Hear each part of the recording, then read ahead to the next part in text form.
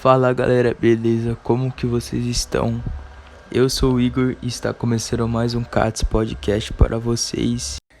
E hoje eu irei falar de razão e fé e sobre inteligência espiritual. Bom, a filosofia ela inicia o conflito entre a razão e fé quando tenta deixar para trás a fé cega nos mitos, explicando racionalmente tais fenômenos. Conflito existente desde a antiga razão. Conflito existente desde a antiga Grécia. Tradicionalmente, o capítulo de história da humanidade relativo ao tema conflito entre razão e fé. Ele é atribuído a um período medieval, em que se tratava um confronto entre os adeptos de Boa Nova. E o que é isso? Bom, isto é a religião cristã e seus adversários moralistas, gregos e romanos, na tentativa de imporem seus pontos de vistas. Para estes, o mundo natural, ou cosmos, era a fonte da lei, da ordem e da harmonia, entendendo com isso que o homem faz parte de uma organização determinada sem a qual não se reconhece e através dos lógicos que se tal reconhecimento. E isso já para os cristãos, a verdade revelada é a fonte da compreensão do que é o homem. Qual é a sua origem e qual é o seu destino? Sendo essa semelhante a Deus Pai, devendo-lhe obediência, enquanto sua liberdade consiste em seguir o testamento. E bom, deste debate surgem as formas clássicas de combinação dos padres medievais, aqueles que separam os domínios da razão e da fé, mas acreditam numa conciliação entre elas.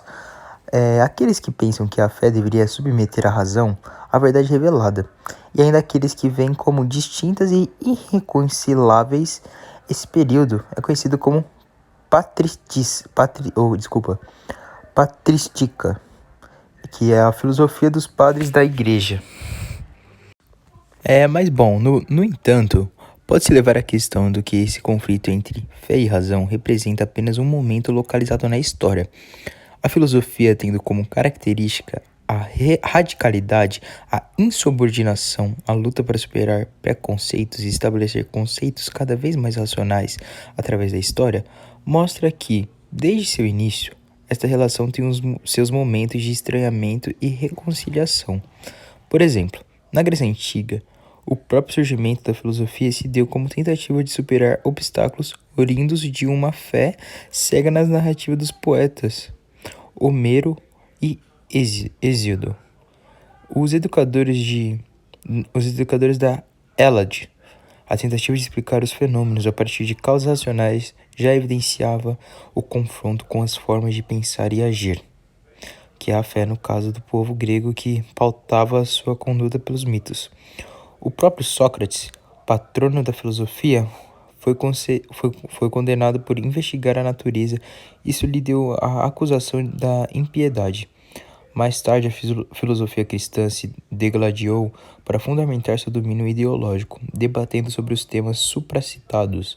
Na Era Moderna, com encrudecimento na Inquisição, surge o Renascimento que apela à razão humana contra a tirania da Igreja. Basta olhar os exemplos de Galileu, Bruno e Descartes, que reinventaram o pensamento contra a fé cega, que mantinha os homens na ignorância das trevas e reclamava o direito à luz natural da razão. A expressão máxima desse movimento foi o Iluminismo, que compreendia a superação total das crenças e superstições infundadas e prometida ao gênero humano dias melhores a partir da evolução e do progresso. Hoje, essa promessa não se cumpre devidamente. O homem dominou a natureza, mas não consegue dominar as suas paixões e interesses particulares, declarado como expropriado dos meios de produção e forçado a sobreviver. Eis que o homem se aliena do processo produtivo e se mantém em um domínio cego, numa crença inconsciente de si e de outro ideologia. O irracionalismo cresce à medida que se promete liberdade aos seres humanos a partir de outra fé, o trabalho.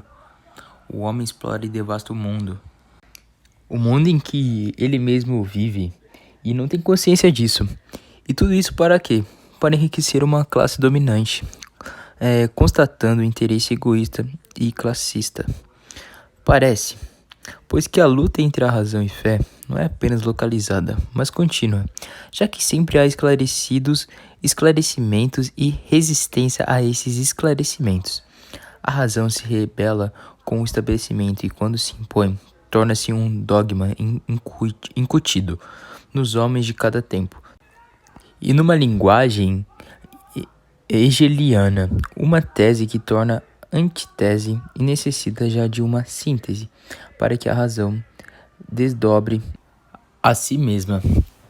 E esse foi o podcast. Eu vou ficar por aqui. Espero que vocês tenham gostado. É isso. Abraço. Falou. Fui.